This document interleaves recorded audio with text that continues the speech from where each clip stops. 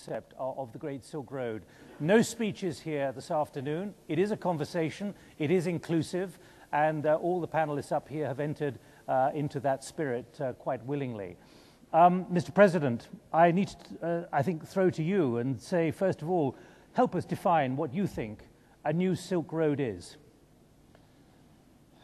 A new Silk Road, as you very rightly described, is both a physical road for the transportation of goods, for trade, for exchanges, linking Asia, that is China and India, through Afghanistan, Pakistan, and Iran, and the rest of Central Asia to the rest of the world, especially towards the West.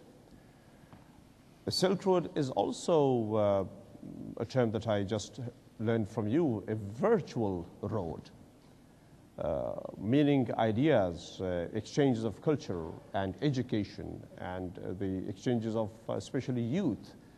In other words, connectivity is what I would call the new Silk Road, connectivity between Asia and the rest of the world. What is missing in your view at the moment, Mr. President, in this connectivity? Where do the boundaries, the barriers have to be knocked down? Well, what is missing is the ability for freer movement in the region, within the region, with the rest of the world, especially towards the West. Better opportunities for the youth of the region, providing them a higher standard of education, and the ability to irradiate the inner energies of the region and link that energy to the rest of the world. Do you think it has to be built like your new highways in Afghanistan, or can it evolve? It has to be helped to evolve. It has to be worked upon. It has to be built and then promoted to evolve. Right. Let's park those ideas from Afghanistan and move on to Iran. Minister Mottaki, your view of the definition of the new kind of Silk Road which we will or should aspirationally start thinking of building or allowing to evolve? بسم الله الرحمن الرحیم. تشکر میکنم از این دعوت. جاده ابریشم هم یک جاده فیزیکی است، هم یک مفهوم، هم یک زیبایی شناسی است. در بعد فیزیکی جاده ابریشم یعنی قدیمی ترین و طولانی ترین جاده‌ای که از چین شروع شده، مسیر رو طی کرده اومده در آسیای مرکزی، افغانستان، ایران، به ترکیه و ادامه اون به اروپا. مسیر دیگری رو هم از هند، پاکستان، افغانستان، ایران و ادامه اون. چرا گفتند ابریشم؟ مبدأ این جاده از تولید کنندگان ابریشم و ایران نیز از تولید کنندگان ابریشم هست و کشورهای زیادی در این مسیر تولید کنندگان ابریشم هست. ابریشم به معنای استحکام، ابریشم به معنای همگرایی و ابریشم همونطوری که قبل از این جلسه آقای رئیس جمهور کرزای گفتن یعنی زیبایی. بنابراین جاده ابریشم یک همگرایی در یک تاریخ 2000 ساله و ارتباطی صمیمانه بین کشورهای مسیر. اما در تعریف جدید که اشاره کردید، امروز کشورهای دیگری در منطقه که از جمله موضوعی که مورد بحث ماست علاقه‌مندند این اتصال رو ایجاد بکنن. من هفته گذشته در آستانه برای اجلاس ACD بودم و در اونجا دوستان کویتی ما با تاجیکستان و بعضی از دوستان دیگر صحبت می‌کردند سر ایده راه‌های جدید جاده ابریشم، هم در محتوا و هم در شکل. همگرایی در مفهوم محتوایی جاده ابریشم میتواند مد نظر باشه و اتصال و ارتباط.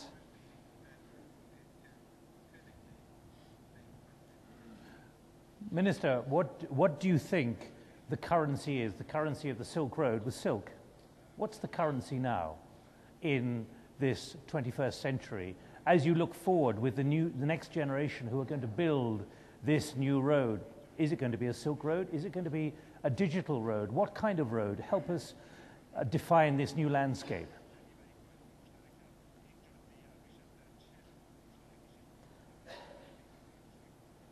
اگر به خلیج فارس، به آسیای مرکزی از یک طرف و بقیه آسیا از طرف دیگر نگاه بکنید، فصل مشترکی به عنوان یک امکان و یک نیاز بینشون مطرحه و اون انرژی است. امروز خطوط انرژی این کشورها رو به یکدیگر ارتباط میده. از سوی دیگر یک نیاز جدی وجود داره و اون امنیت هست. هم امنیت به معنای امنیت تأمین انرژی، هم امنیت به معنای ثبات و آرامش که پیشفرض لازم برای پیشرفت هر منطقه است. بنابراین جاده ابریشم رو می توانیم در تعریف جدید به عنوان یک نیاز، یک ضرورت برای همگرایی، برای همکاری، برای مقابله با عوامل ناامنی، برای پدیده هایی که امروز منطقه جاده ابریشم با اون مواجه هست تعریف دوباره بکنیم، بار جدید براش قرار بدیم و تروریسم، مواد مخدر، واگرایی، برخی بحران‌های منطقه‌ای از موضوعاتی هستند که جاده ابریشم در بازسازی دوباره خودش میتوانه با همکاری در جهت رفع اونها زمینه یک مناسبات جدید رو پایه‌ریزی بکنه. Right, again, let's park those ideas for later discussion. Let me move on to Bulent. Bulgurlu, you have an enormous conglomerate. You have 80,000 employees, 14,000 dealers. You focus particularly on energy, consumer durables, automotive and finance. You're looking for opportunities everywhere. Help us, Bulent, define what a new Silk Road might look like. Should it be a Silk Road? Where are the obstacles? Where are the aspirations? And where are they being blocked at the moment?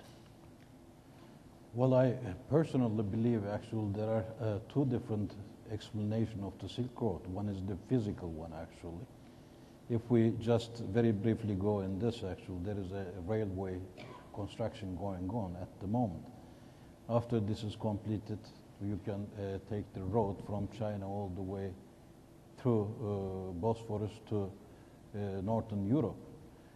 Another physical road is the pipelines existing today again using Turkey as a bridge, carrying gas and oil from Central Asia to Europe again. But more important, I believe, there is an unseen physical Silk Road, which can be described as a region in these days. To understand better, I think if we look at the region, we are talking about 3.2 billion population, which is today's 51% of the total world's population. If we look at the reserves, the 20% of the oil reserves in the world and 33% of the gas reserves are in this region too. In some countries of this region, the growth level was 8 to 10% per annum. The transatlantic road, which is carrying the trade products from this area, is yielding up to 1.5 trillion per year. What I want to tell, actually, we are talking a huge size, possibilities and opportunities.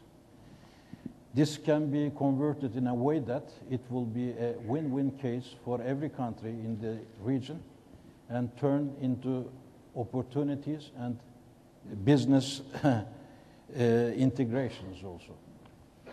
How we can do this? There are some urgent investment opportunities in energy infrastructure and transportation network. The sizes are so great and big, only upgrading the transport network is doubling of the GDP of the people in this region. Buying power will be triggering actual new business opportunities in this. Penetration of the technological products are very limited at this moment. This can be advanced. All this will create new investment opportunities to whole world, which will develop business opportunities, living standards, and income level of all these countries. After dissolution of the Soviet Union, many organizations took place in this region in order to guide the trade and business in certain directions.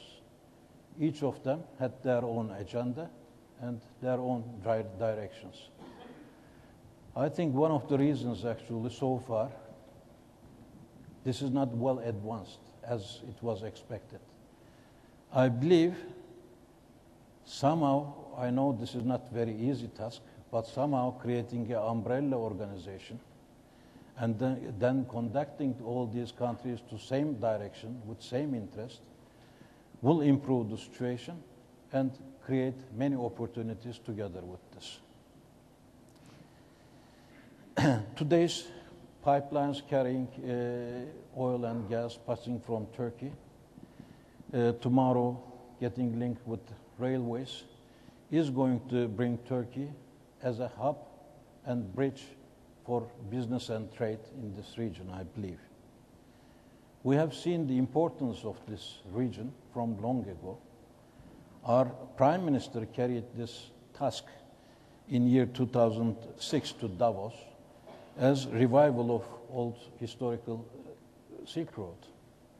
Our Minister Tüzmen is spending most of his time in order to develop business in this region for all these countries. Also, private sector is doing its best in Turkey, at least I am talking on behalf of Koç, in order to develop the possibilities and opportunities there. As Koç Group, we maintain about $11.3 billion from this region, which is 15% of Turkish trade volume in this region. We have 700 million exports and little over 10 billion imports from this region. But Bulent, can I just push you and ask you, where do you see the obstacles at the moment? Because you talk about building a railroad from China. I got off the plane from Amsterdam this morning at 4:30, and I saw the number of planes coming in from Shanghai, for example. Now, I'm sure you, when you're developing your business, don't think of taking the railroad from here to China because of the pressure on your time and your schedule. Now, I noticed how much you're putting emphasis on the physical issues like oil, which of course is not human, unlike the Silk Road, and a railroad. I can't imagine there are going to be that many people doing business who will be taking that railroad at to that length. I'm therefore trying to define this landscape a little more clearly as to what kind of new regional Silk Road this will be, or will it be a global Silk Road of which this region is a part? I think it will be more than regional, which will be covering important part of the world. And as I told you, this is not just to carry the people and the goods on this road, but bringing lots of opportunity to each country which is in this surrounding. And when you look at your business opportunities, picking up what I mentioned or what the Minister mentioned, the virtual community that's developing, in other words, you don't need that physical attribution anymore. It is something much more out there in the pixels and out there in the digital community. Is that the new definition of a Silk Road? Well, in order to actually get the best as fast as it should, but I am sure if we can maintain the organization and conducting the orchestra in all this respect, I think it will be more fruitful in a rapid way. Well, let me move on for a fourth view here. Khalid Abdulla-Janahi from Bahrain. You invest. You take a view of where your money can best be placed for your advantage. Okay, difficult times at the moment, but we're trying to look beyond the current financial crisis. After all, the old Silk Road has been through centuries of crises and is still there. Where do you see this new road developing? Should it be a road? Should it be something else? Where do you see the obstacles? Where do you have hang-ups about developing your business, which need to be removed so that there's greater smoothness and ease of commerce? Thank you. I just would like to add to what Minister was saying about silk. The only thing I remember of when I say Silk Road actually is expensive carpet. And the most expensive one is where the Minister comes from, Iran, and they're very, very beautiful. I think today is a historic opportunity for so-called Silk Road to have a presence in this world, this global world. I think we all agree with this financial crisis that the single power, the Reaganism is finished. There is no single superpower. And this region, with the growth opportunity that we see, with the Chinas of this world, with Indias of this world, with the other smaller countries in this world, with Turkey coming through, and the growth that we see between 6 to 9% even during the next year, there is a historic opportunity for these countries actually to become a region and to be a powerful region in the world, to basically, rather than listening to the others to tell them what to do, they'll be in the driving seat rather than being driven by somebody else. But for that to happen, just coming back to your question, I think it's important that, what Bulent said, we don't come and say Turkey or say Afghanistan or say China or India, go now cross-border for investment opportunities in our own places because the real guys, the big guys, the FDI is gone because they've got their own problems. I think we have to be, the aspiration from bottom up is that we basically got to be trusty with each other. Rather than talking to each other through somebody else, we got to start talking to each other directly, and we got to create that trust, which is not there. I mean, so let's not kid ourselves. We live in real world, the trust is not there. This is an opportune time that we go and put that forward. There is a lot of hurdles doing business cross-border in most of the countries. For whatever definition the Silk Road is, the two definitions that the Minister gave, including, actually I would include the Middle East as part of that Silk Road, going sort of the second route that the Minister mentioned. I think it's important that we really open up. It's important that we face the issues that we have, the problems that we have, the trust elements, because in the past there was, I mean, even for someone at my age, I remember that we used to look more towards the East, more towards Iran, more towards Pakistan, more towards India in terms of education, in terms of cultural exchanges, and that was something that we were doing even sort of last century. I think it's important that we bring that up, bring it forward, and there is a lot that we can learn from each other. But as a precondition, I think build the trust, which is not there. Don't believe that your people think that by talking nicely to each other that things have been clear. Things have not been cleared. You need to clear things. You need to have straightforward discussion in order that we go forward. Oil is an important point that we see, and energy is an important factor that brings all this part of the world together. I mean, the pipeline, just for an example, the pipeline between Iran, Pakistan, and India, we've been talking about this for such a long period of time, and nothing is happening simply because of India-Pakistan issues. It is moving forward, though. It's moving forward. Well, we've been saying it's been moving forward for a long time. I don't know whether whatever is left up here is going to see it happening or not. I hope so. But I think it's, again, comes back to words that said, but delivery is not there. I think we need to deliver.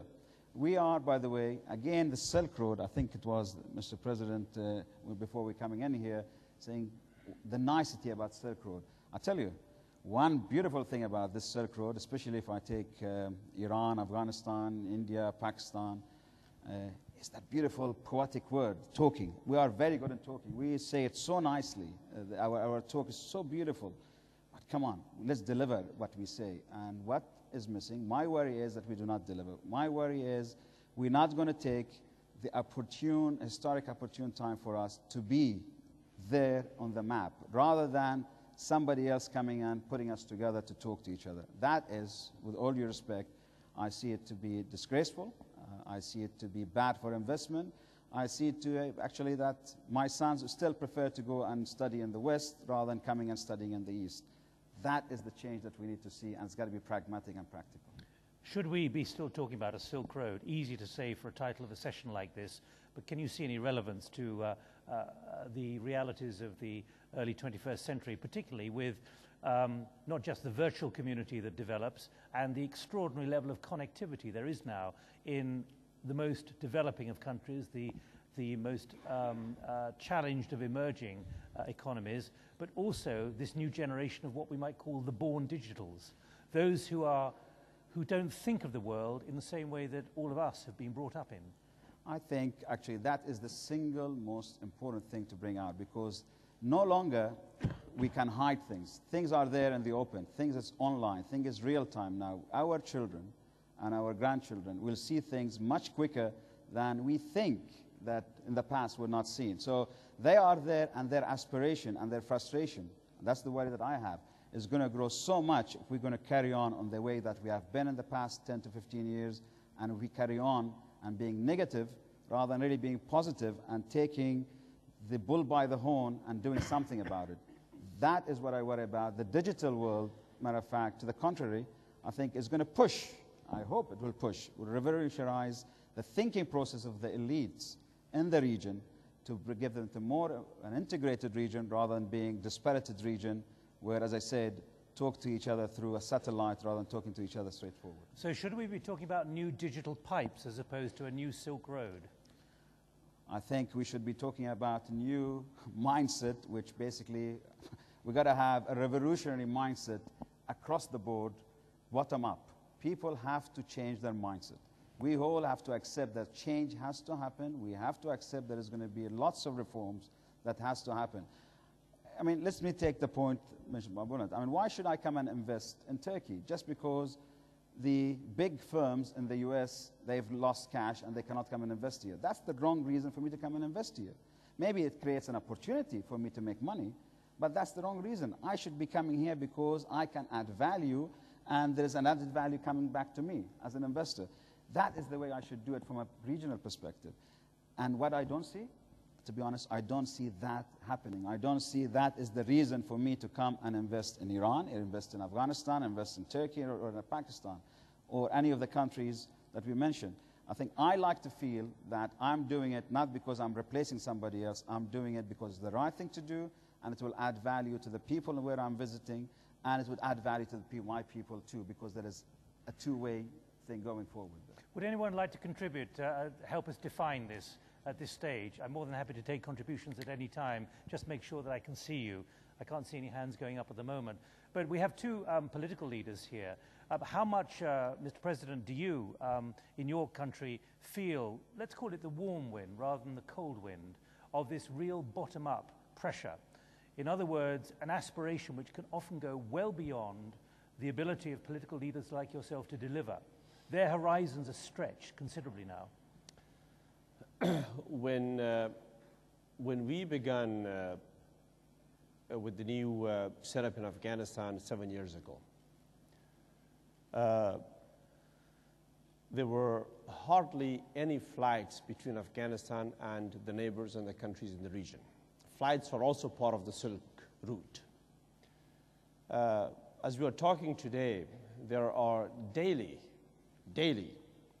at least 5 flights between the United Arab Emirates and Kabul and other Afghan cities. 7 or 8 if you add other cities. Between us and Iran, there are at least 1 or 2 flights a day.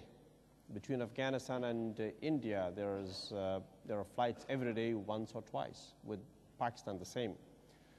4 years ago, I was talking with the Chinese ambassador over lunch in his place, and he told me that figures may not be exactly what he told me, but approximately they were issuing 300 visas. I don't remember if he said a week or a month to Afghan businesses visiting China. That must have increased. Pakistan's exports to Afghanistan today are over $1 billion, to the $25 million that we had 7 years ago. With the Saudi Arabia, our flights and our exchanges are the same with Russia, with Europe. So the openness, the political environment of today has actually already provided an expansion and speedy transition of goods in the region and between Afghanistan and the region.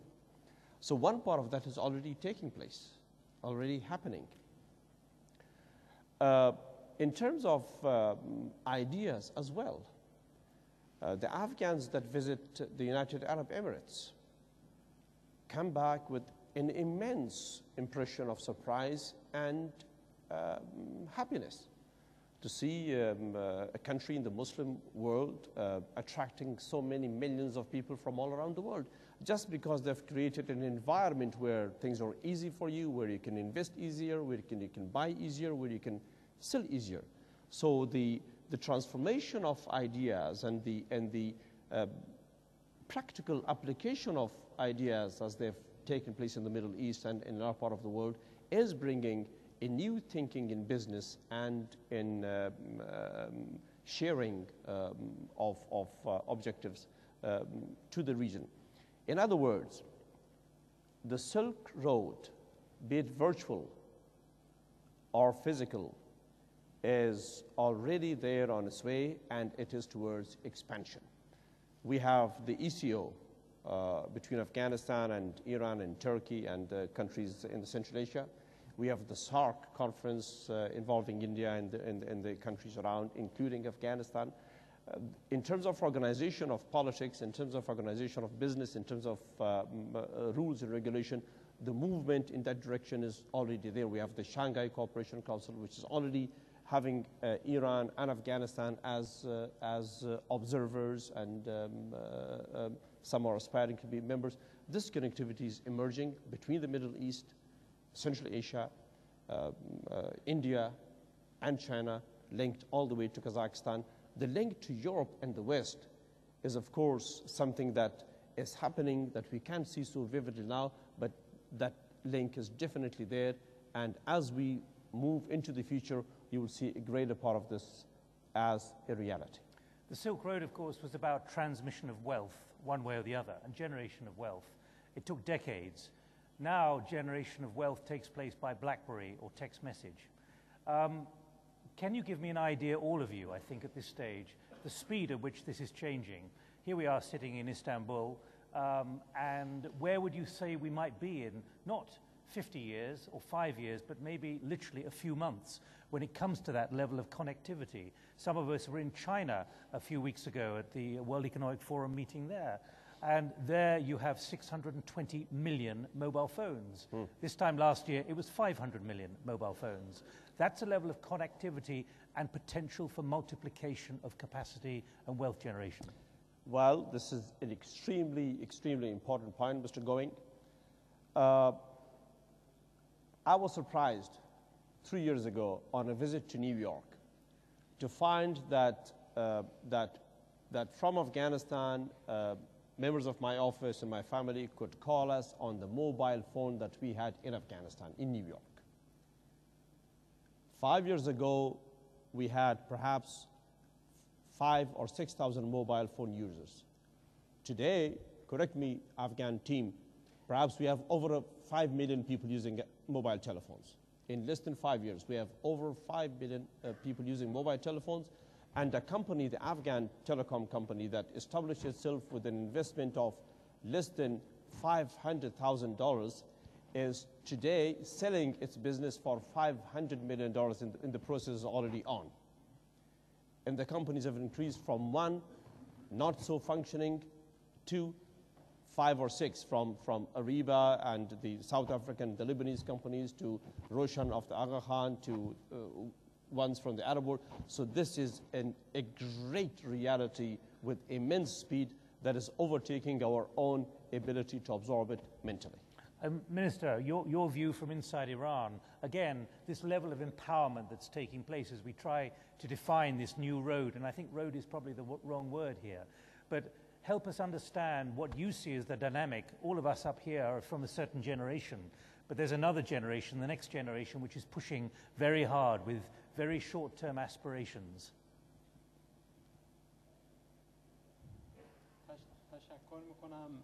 تشکر میکنم جناب آقای گوینگ و نکته‌ای که اشاره کردید.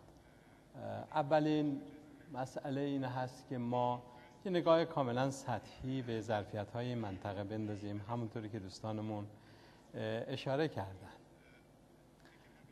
70% نفت، یعنی منابع نفتی شناخته شده در منطقه آسیای مرکزی و خاورمیانه قرار داره.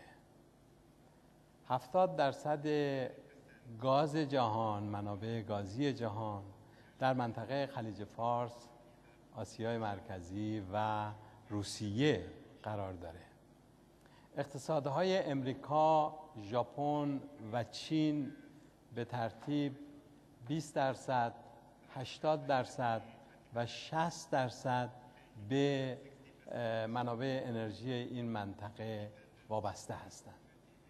اروپا در حال حاضر 55% از انرژیش رو از این منطقه تأمین میکنه و این نیاز در 2010 به 65% افزایش پیدا میکنه.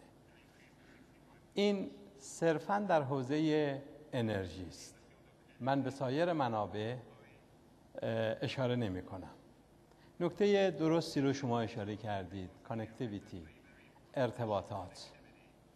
من فکر میکنم بهترین نوع ارتباطات طبیعی هست. کما اینکه امروز در درمان بیماری ها داروسازان ما و پزشکان ما به دل خود طبیعت دارن پناه میبرن، به اینکه داروهای گیاهی، داروهای طبیعی رو جایگزین داروهای شیمیایی بکنن. ما یکی از مشکلاتی که در منطقمون داریم موانعی است که وجود داره. بخشی از این موانع تحمیل اون از خارج از منطقه است. اگر فیزیبل هست یک گزینه‌ای در کانکتیویتی و ایجاد ارتباط در انتقال انرژی از نقطه‌ای به نقطه دیگر، فاکتورهای سیاسی و ملاحظات ویژه قدرت‌های خارج از منطقه نباید دخالت بکنه. ما تا مرز 500,000 بشکه نفت به طور مثال با قزاقستان سواب میکنیم در سواحل جنوبی دریای خزر و در سواحل خلیج فارس به قزاقستان تحویل میدیم. اخیراً توافق کردیم که این میتواند تا 1 میلیون بشکه گسترش پیدا بکنه. بهترین راه این انتقال خط لوله است. قزاقستان، ترکمنستان و ایران قراردادی رو امضا کردند برای راهن در اجلاس سران دریای خزر که در تهران سال گذشته برگزار شده بود. همین توافق میتونه در مورد خط لوله باشه که تسهیل میکنه. ما تصور میکنیم که منطقه خاورمیانه علاقمند به ارتباط با حوزه آسیای مرکزی، هم در حوزه تجارت، هم در حوزه سرمایه گذاری، هم در حوزه اجرای پروژه ها. برخی از کشورهای حوزه خلیج فارس در منطقه آسیای مرکزی پروژه های بسیار عظیمی رو در دستور کارشون دارن. ما فکر میکنیم که اگر منطقه رو به طور طبیعی کمک کنیم برای این ارتباطات، همه احساس کنند که منتفع میشن از این ارتباطات، مطمئناً تسهیل کردیم جاده ابریشم جدیدی رو که شما ازش صحبت میکنید. جاده ابتدایی ترین تعریفش ایجاد ارتباطه. چه کسی مانع این ارتباطاته؟ چه کسی شرکت توتال رو فشار سیاسی میگذاره برای اینکه در یک پروژه انرژی و یا در یک خط لوله شرکت نکنه و مشارکت نداشته باشه. قاعدتاً صاحبان سرمایه به راه‌های غیر فیزیبل روی نخواهند آورد تحت فشارهای سیاسی، اما ممکنه تحت فشارهای سیاسی اجرای یک پروژه‌ای رو به تعویق بندازن. بنابراین من فکر میکنم آسیا مهمترین ویژگیش همگراییش هست. آسیایی ها مردمی خونگرم، مردمی صمیمی، مردمی همگرا در قدیمی ترین و کهن‌ترین تمدنی که ارائه دادن به بشریت. متاسفانه امروز مناطق مختلف جهان از دخالت‌های رنج میبره که من در پنل قبلی هم در موضوع قفقاز به اون اشاره کردم. گاهی دخالت‌های فرامنطقه‌ای خارج از نگاهی که در خود اون منطقه وجود داره.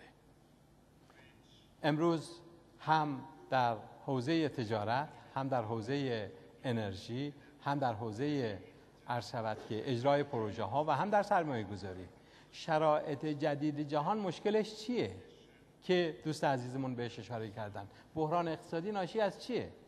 من در دهه 90 سفیر بودم در ژاپن. در اونجا ما با بابل اکانومی در اتفاقاً بحث مسکن در ژاپن مواجه بودیم و با فاصله کوتاهی با بحران مالی در جنوب شرقی آسیا. این بحران به هیچ وجه بر یک اقتصاد خاص در دنیا اثر منفی نگذاشت.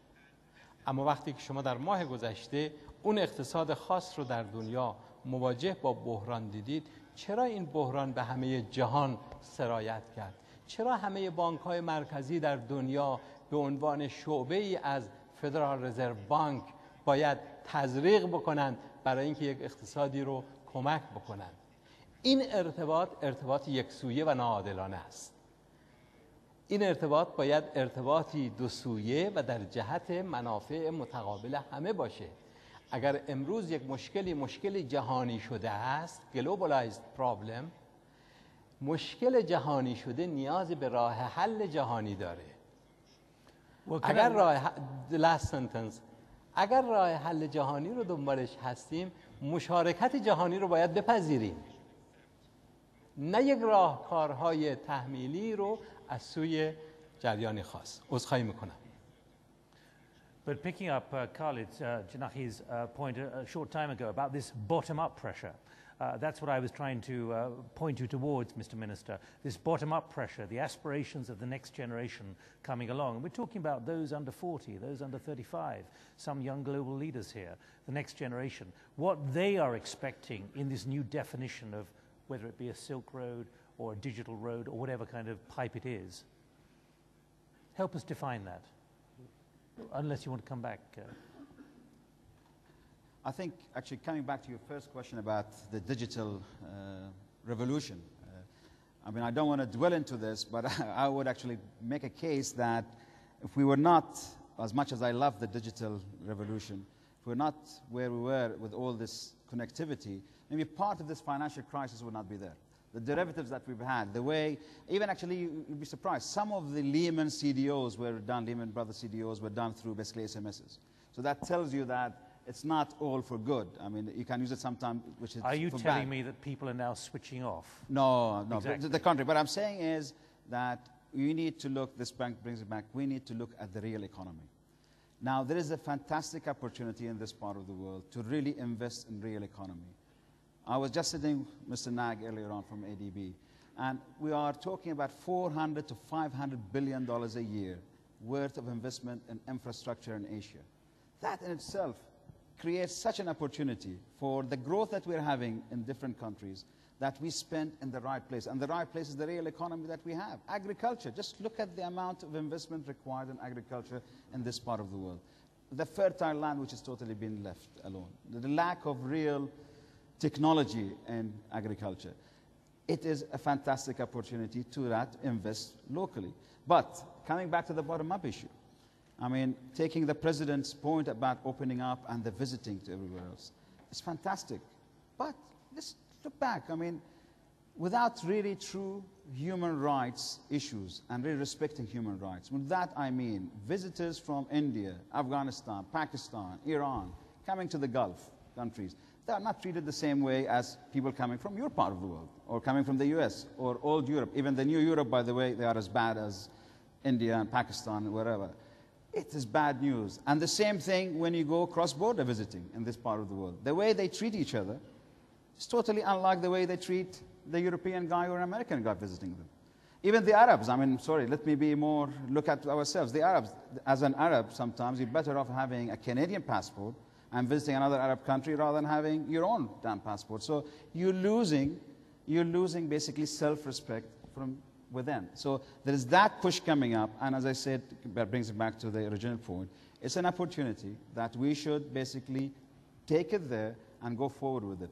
Now, do I believe we're going to do that? Little bit, yes. Do I believe we're going to carry on? We still, some of us will like that the United States is going to be the single superpower. Whatever they say will go. We will sit in our chairs because the United States is there. That, as much as I love the US, that is bad for the US, is bad for the American public, and it's bad for us as nations in this part of the world. We should be self-sufficient, we should be self-reliant, and we should be looking at integration rather than disintegration that we have been doing for the past so many years. What I'm trying to do on this platform is push and see if there's a new concept out there, which is not just based on a region, but is something which is defined in a very different way. It's a completely new model, away from the kind of mindsets you were talking about a little earlier, Khalid.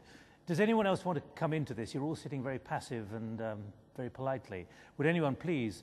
We've got 20 minutes, 2 or 3 here. So get the microphone and please do contribute, because we're trying to stimulate discussion. Okay, let me try to identify who you are, can you? My name is Karzai from Turkey. Let me try to stimulate the audience and perhaps a discussion. Silk Road was something else. What we are discussing is something else. And you talked about connectivity and technology, but let's talk about shutting down the internet sites, and this is not about connectivity. I mean, we need, in this geography, including Turkey, we ban some of the internet sites. So if we talk about a true Silk Road, I think communication truly should be in the atmosphere. Would anybody like to comment on this? Stack that up. Pass the microphone back behind you, please. And I would urge you, if you can, Silk Road, what kind of pipe, what kind of concept are we talking about? Well, I think some of the elements. Could you just introduce yourself? Fred Starr, Central Asia Caucasus Institute, Washington. Some of the elements of this new emerging world have been well described by our wonderful presenters. One can sit in Holland and take for granted those ships that come in and out by the hundreds, the airplanes that come in and out by the hundreds, but the transport of real goods is still important. It's not just the new electronic world. It's also moving real goods across the continent. Now, what's the big development that's taking place here? We all grew up thinking that there were 2 continents. We were taught this in school. There's Asia, there's Europe, there's Middle East. What we've been hearing this afternoon is that there is one grand landmass that could be fully integrated economically and in other ways, the key to which is this great region in the heart of Eurasia, the greater Central Asia, of which Afghanistan is a key part, Iran is a key part, Pakistan is a key part, Central Asian countries are. Now that's happening. And it seems to me we are so preoccupied with what's happening next month that we're missing a process of developing this grand new vision that is taking place with 100 different bottom-up points of initiative all over in Europe and the Middle East, in India and China. This is happening. Our failure is to grasp it conceptually and to build on it economically, it seems to me. Thank you very much. Mr. President, do you take, that's almost a criticism of the political class, and you and the Minister are here representing that you haven't really seen the opportunity which is there, and those at the top have not really run with it as rapidly as there's clearly demand for? Well, I believe that there's a lot happening in terms of exchanges of ideas and goods that we don't know about. Many years ago, in my office, one day I had a guest, and there was dry Afghan fruits for which Afghanistan is very famous. Almonds and raisins and things like that. And when I took one of the almonds, I later on called the person in charge. I said, these almonds are a little dry. Why don't you, from the market, bring almonds that are a bit juicier and softer? And he said, well, sir, those almonds are more expensive. But I said, these are Afghan almonds. It doesn't matter if they're expensive, buy them. He said, no, but the almonds that you're eating are American almonds. They're coming from California. Imagine, American almonds are cheaper in Afghanistan, which is one of the best almond producers in the world. And last year, again, a personal experience, I had in my house pears. They looked very nice, but they didn't look like our pears, like Afghan pears. And I immediately said, are they ours? The guy said, no, they're Chinese. Chinese pears and American almonds are selling in the markets of Afghanistan competitively against our own pears, against our own almonds. The world has already changed with regard to business and trade and the mobility of things. An almond coming from California to Afghanistan with all the distance covered is cheaper. What do you say to an almond grower now, in Afghanistan who says to you, Mr. President, why can't I sell my almonds? Now, that's the point. Then Afghan almonds are selling the best price in India, because the Indians somehow feel that Afghan almonds are medicine to heal, and they keep buying. So this connectivity in the world, in the business community, is already there now. With the politics of it, of course, there is a lot of problem, like Minister Mottaki said, in our own region. The differences that there are between India and Pakistan are an impediment to trade and the mobility of goods and ideas. The difficulties that we have in Afghanistan with regard, and in the region with regard to terrorism and all that is an impediment. But these are impediments that are on their way out. They are not going to be there 20 years from now. The youth of the region, the youth of the world is much more imaginative than we were at that age or than we are today. Therefore, the world that I see in front of us, in spite of the problems, is going to be a world a lot more connected. That is the way forward. There isn't going to be any other thing. Bulent. So the youth are going to take over more imaginatively, more assertively, with an open mind than our generation today. You say, Mr. President, that they're going to. Can I put it to you, they already are. And it's not just the youth, it's the next generation who are already in positions of responsibility when and I say commercial they're going power. to, I meant they are. Do you feel that as well? As you've been in enterprise and an entrepreneur for many years, but do you feel that enormous wave, the tsunami almost, of change, which the President's just talked about? Well, there is an obvious change taking place in the world, actually. It changes whatever. One moment, I'm not sure your microphone is can you hear?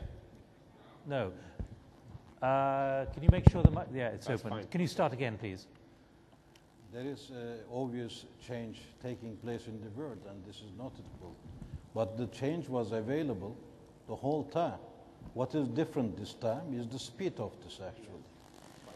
All this digital communication and all the gimmicks in this time making change faster. So the countries who are adapting themselves to these changes are taking part in the success of it. Can the systems adapt rapidly enough? Can the mindsets change? Can the mind walls change? Well, sometimes yes, sometimes no, actually. To adapt is the main key issue in this, actually. As long as one can adapt to these changes or be the pioneer of the changes, actually, carrying the things to a different dimension. I think same thing should happen in the Silk Road, I believe. We all agree that there are changes. We think there is two different Silk Roads. One is physical, the other is virtual. When I look at the virtual ones, actually, the wealth and richness and possibilities are unending.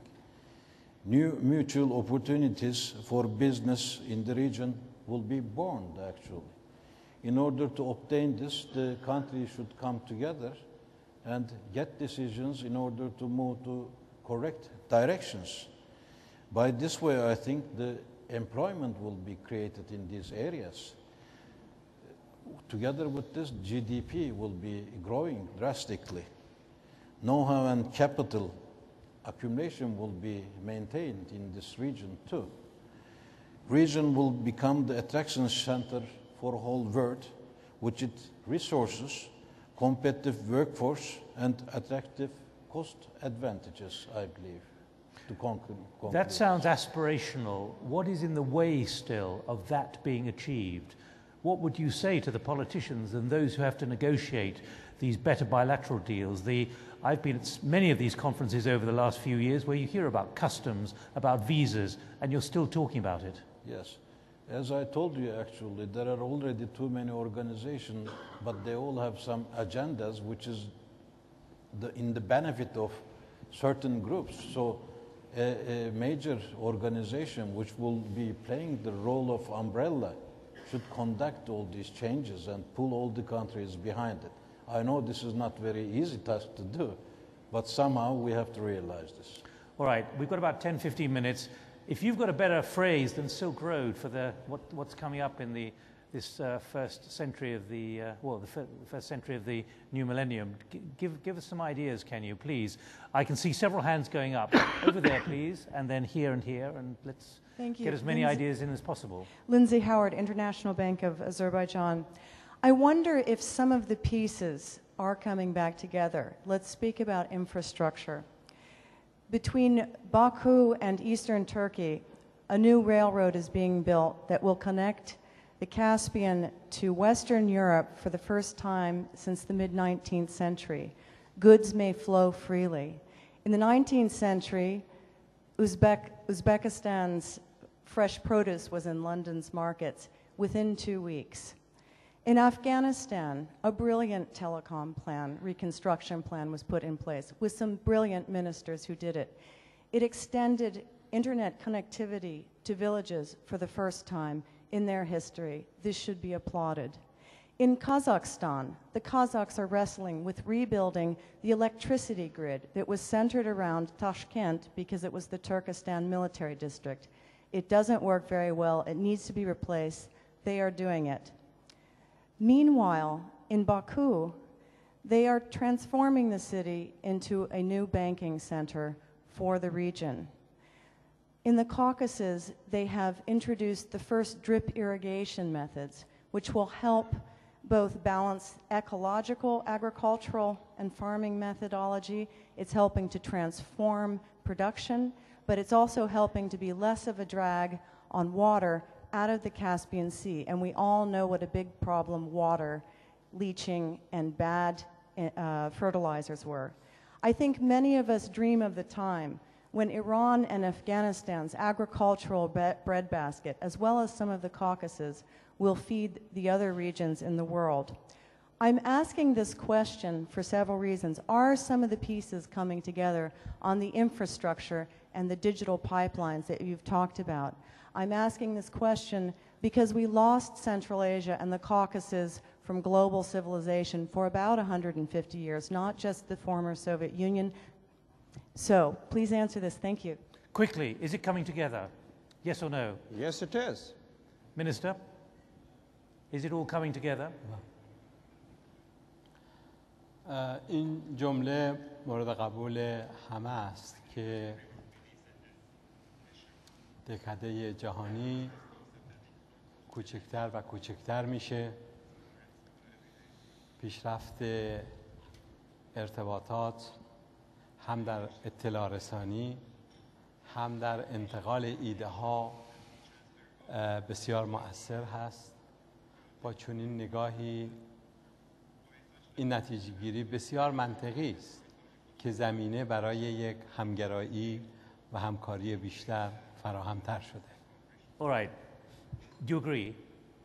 Quickly, and then we move on. I completely agree with this, actually. Khalid.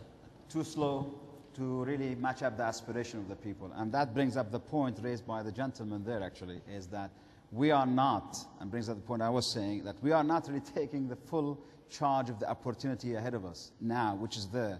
And that creates the more frustration, because either means that we're not capable, which I totally disagree with mentally, or we're basically sitting on the sideline. So it's either or. And let's hope is that we're not just sitting on the sideline for the sake of sideline and waiting that things will be back to pre-September 1st or whatever it was, that life will be back to where it was and we'll be back there. I think that's a very, very important point that we should consider. The point about internet, of course, I mean, it should be open. We don't trust our people. I mean, we should let our own people take decision on what is good and what's bad to be seen or not to be seen, rather than we basically impose on our own people what to read, what to see, and what to talk about. Remember, if you've got a better phrase than Silk Road, make sure I hear about it in the next 10 minutes, please. 1, 2, 3, 4. Yeah, go ahead, go ahead. Murat Sofizadeh, I'm CEO of IPNet of Russia. I have a question for Minister Mottaki of Iran. This is going back to definition of Silk Road, and you mentioned in your presentation that natural resources, oil and natural gas, have replaced the silk in the new concept of Silk Road.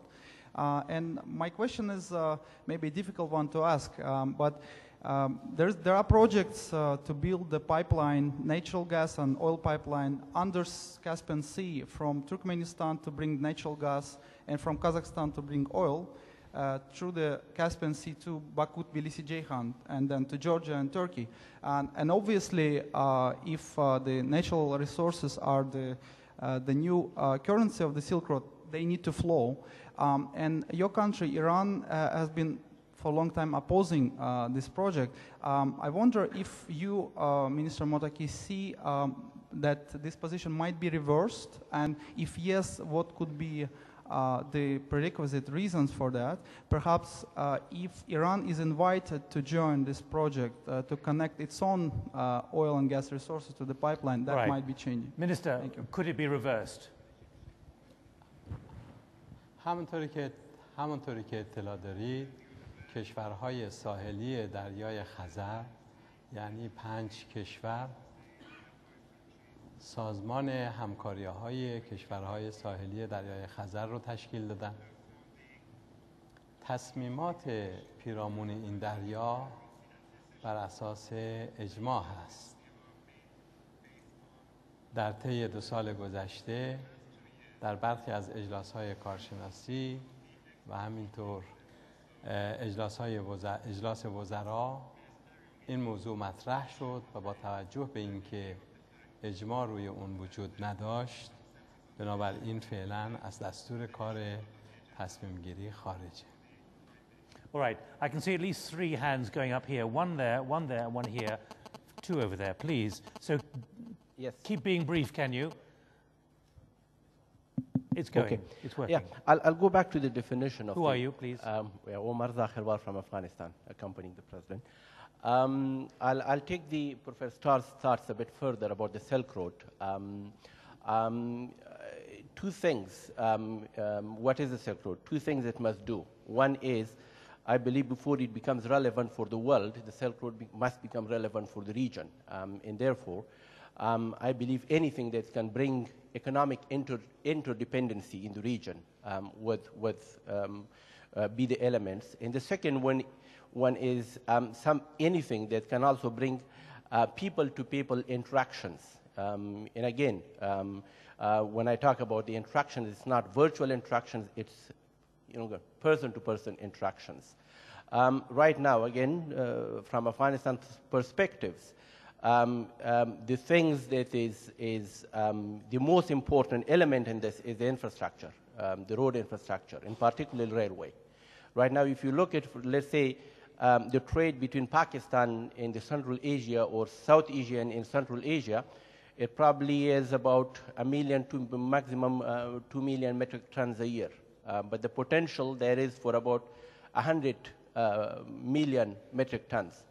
And a railway, an investment of about $2 billion, $3 billion would make that possible, only if that happens. Right, thank you. I'm interested the way you dismiss the virtual side of it, because after all, the next generation think they're having conversations by going online. Okay. Okay. Right. Over here, and then the microphone in there, please. Please. Thank you. Bulak, Lenovo Technology, Turkey. I believe the most appealing aspect of the old Silk Road was actually the lucrative business for all those countries that were within the Silk Road. And the fact that it was also a means for cultural exchange of cultural richness was the cherry on top of the cake. So it was a beautiful side effect. And I believe all the ingredients to be able to bake this cake again is already there, even maybe more than ever before. But to be able to bake the cake, you have to be at a kitchen environment. So I believe the umbrella organization idea should be supported. My question is, how hard do you think it is to establish such an umbrella organization?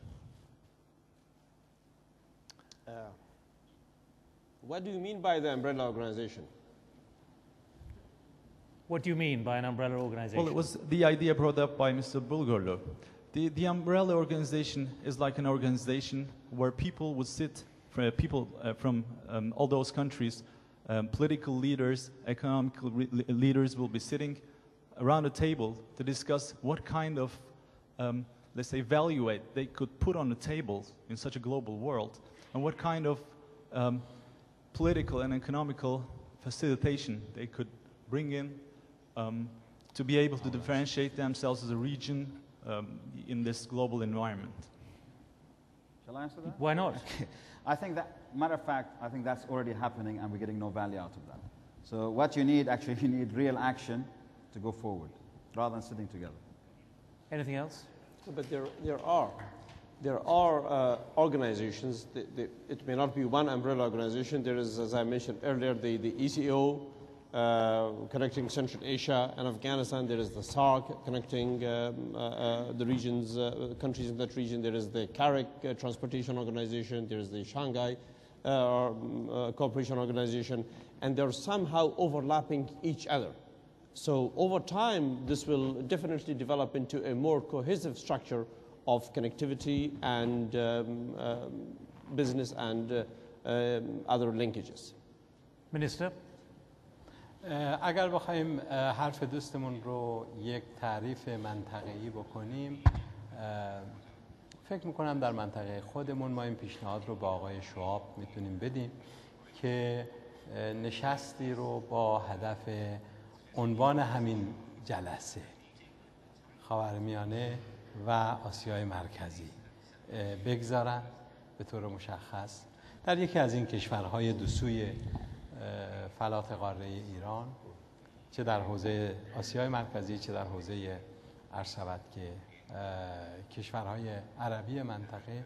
خود ایران هم آمادگی داره و فکر میکنم که این آمبرلایی که دوستمون اشاره کردن در بعد منطقه‌ای ما بتونیم تعاریف ریزتری رو با کارآمد بودن، مؤثر بودن، با هدف بیشتر اینتگریشن و همگرایی بتونیم تحویل شما بدیم. Two more quick points, please. Espen Barth Eide, Deputy Minister of Defense of Norway. The old Silk Road carried silk from east to west. I think there's an assumption in what we're talking about as if the Silk Road would again have the main flow from east to west, but maybe that's wrong.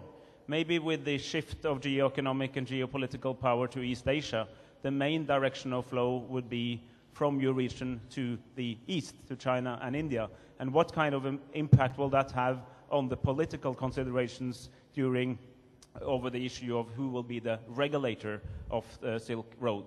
And my added comment is that although there are roads already, sometimes you spend 3 days waiting to get across the border on that road. So I think there's a lot of political challenges that can be dealt with without building new infrastructure as well. Please. Deep Alam from the 8th organization. My question is, last year, from east to west, I mean the Silk Road, there were migrant workers that could also supply back to developing countries about $251 billion of $322 billion. So right now, since the digital technology is there, we're concerned how we could reduce this. Because during the next crisis, in this global challenge, it was approved in the last crisis economically in Asia and others, the migrant workers' remittance still upward. And I will believe it will be so. But the regulation now in several banks, they cannot reduce the cost, but some they could regulate suspiciously connect with financial terrorism. So how could this be respond? While developing countries need this, the East-West, they are supplying migrant workers, and they also the receiver, the hosting countries. So we have to take care about this economic potency. Okay, Thank right. you. Who else has the microphone? You have the microphone. And I think this is going to have to be the Josh last. Burke with ABB. There's one Silk Road that is working very well and provides interconnectivity, and I'm not sure that we want that, and that's drugs. Has anyone got a final thought of what the alternative to a Silk Road should be for the 21st century? One idea here, and one idea there, please. Jeffrey Avina from Microsoft. It seems like what you're talking about, as I listen to everyone, it's a Silk vision. And the problem is that this is the center of it has been the periphery, and now it needs to become the center so it focuses on itself, it builds around itself, and therefore will enrich and serve the rest of the world. So Silk is a smooth and strong fiber. It sounds like borders are a problem. Also, I want to say I think one problem might even be the way that we report about the region, the role of the press. Because there's been amazing successes, for example, even on drugs between Afghanistan and Iran. Excellent collaboration, never reported on. So how do we build the right image and the right vision of what is going on that is positive so that people are attracted, people support it, and the trust issue is enriched? Because I think the trust issue is what will make Silk permanent. Thank you, please. Very important. Very important. Marjorie Krause, APCO Worldwide. I was just going to suggest that maybe it's the Silk Superhighway or something like that, which takes the concept of the past with the concept of the future. All right. Now, Khalid, let me come back to you, because actually, before we came on, you said the wheat road. Why did you say the wheat road? Well, I was, as you know me, I'm always cynical with these issues. I think what we're missing on the Silk Road or wheat road, or whatever word you want to use with it, I like that delicate thing about silk. Actually, the president was saying it earlier on when we were back there. I think the important point that we got to look forward to now, this Silk Road, it doesn't have, everybody's looking at it. I mean, that's what's very interesting. That's the mindset, that it is basically goods moving from the east going to the west. I think we got to change that. That's not the case. The way it should be, it's a two-way movement. It's the two-way movement, whether it's goods, whether it is basically mindset, whether it is money, whether it is trains, or whatever. But I would like to change the definition a bit. I don't look at it from east to west the way you were thinking about it. I would look at it east to west like this, that east is China and west is Middle East. We got to basically build that in, and we create, as I was saying at the beginning, create that strong loophole, and we have the chance to do that today. It's a fantastic opportunity. We are actually no longer the emerging markets. The emerging market today is the United States. We are becoming the developed. We are the ones who are putting money into the United States to survive. So in that case, if we are giving money to the United States to survive and other places in the world to survive, we should be in the driving seat from east to west, and that is basically China to Middle East. I think I'll encourage you to pause at that point, because that opens up a whole extra series of dimensions. Very quickly, Bulent and the Minister, very quickly, because we have to move on. Do you have a thought about any other alternative to Silk Road?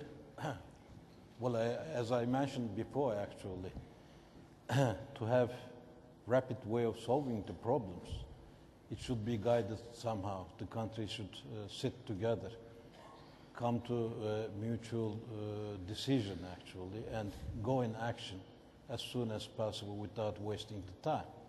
Because there is wealth, there are opportunities not to be wasted. Great. Minister, quickly. ساکنان جاده ابریشم به اجماع می‌اندیشند، به مشارکت می‌اندیشند. معتقدند که باید یک اقناع عمومی به وجود بیاد و در این حال معتقدند که باید موانع طبیعی و غیر طبیعی، موانع سیاسی، موانع امنیتی، موانعی مثل مواد مخدر باید برداشته بشه از سر راه. در فارسی مسئله است، میگیم وقتی سلمونی ها بیکار بشن سر همدیگر رو میتراشن و اگر رونق اقتصادی رو ما در منطقه جدی بگیریم، موانع اون رو از بین ببریم، میتوانه این رونق اقتصادی جایگزین ناامنی ها، جایگزین مواد مخدر، جایگزین بسیاری از موارد دیگر بشه. فراموش نکنیم که مسائل یک منطقه از در دنیا فقط مربوط به اون منطقه نیست. امروز جهان به هم تنیده شده است، لذا در ساختار جهانی ما باید دنبال حل مسائل باشیم. امروز بخشی از مشکلات ناشی از سازوکارهای جهانی است که در حوزه‌های سیاسی، در حوزه‌های بین المللی، در حوزه‌های امنیتی، در حوزه‌های مبارزه با مواد مخدر و تروریسم و مسائلی مثل دموکراسی و حقوق بشر متاسفانه در رویکردهای عرض شود که استاندارد دوگانه مواجه باش هست. من فکر میکنم بدون اینکه بخوایم شعار بدیم نمیتوانیم موضوعات رو بدون ریشه های اون مورد بررسی قرار بدیم. اگر اعتقاد داشته باشیم دور هم جمع شدن، پرداختن صادقانه به موضوعات همون جوری که در جلسه امروز بود، ما میتوانیم اگر نه همه گام‌های لازم رو هر آجری که بتوانیم برای ساخت این بنا بگذاریم کمک میکنه که دیگران آجرهای دیگر رو بگذارن. عذرخواهی میکنم از طولانی شدن صحبت، هم تشکر میکنم از برگزار کنندگان و مجری خیلی خوبمون در این برنامه.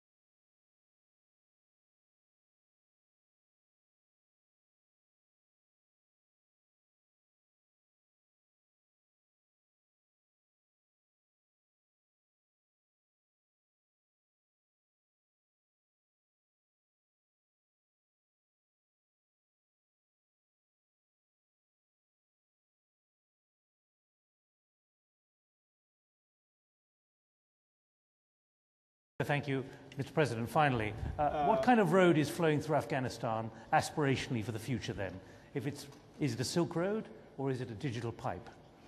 It's the digital pipe Silk Road. That's providing aspiration to the Afghan people and to the region. I have no doubt, ladies and gentlemen, that our part of the world, China and the Middle East and Central Asia, are following in the right footstep of what the Europeans did in the form of the European Union. Eventually, that region will be there, and eventually that region will be a more